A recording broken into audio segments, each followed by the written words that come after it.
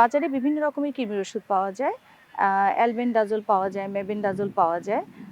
আরেকটি আছে পাইরেন্টাল পামোয়েট। তো অ্যালবেন্ডাজোলটাই ইউজুয়ালি আমরা সবসময় দেওয়ার চেষ্টা করি। সেটা হচ্ছে অ্যালমেক্স, অ্যালবেন এই নামে পাওয়া যায়। ২ বছরের পর থেকে বাচ্চাদেরকে প্রতি ৬ মাস অন্তর, অন্তর ২ চামচ করে একবার এবং ১৫ দিন পর আবার ২ চামচ এই নিয়মে আপনাকে কৃমির ওষুধ খাওয়াতে হবে। এবং এই সময় বাসার সবাই যারা আমরা অন্যান্য সদস্যরা আছে ইভেন আমাদের যারা হেল্পিং হ্যান্ড সবাইকে সহ কিন্তু কৃমির ওষুধ খাওয়াতে হবে।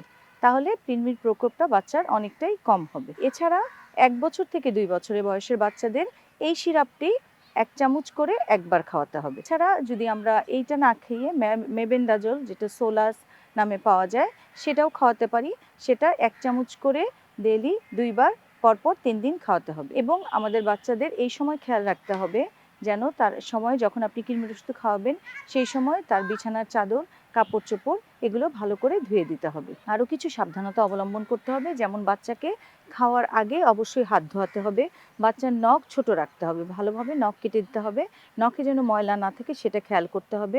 বাচ্চাকে বাথরুম যাওয়ার সময় স্যান্ডেল পরাতে হবে এবং বাথরুম থেকে আসার পর ভালো মতো হাত ধোয়া অভ্যাস করাতে হবে এবং বাচ্চা যেন হাত মুখে না দেয় সেদিকে খেয়াল রাখতে হবে।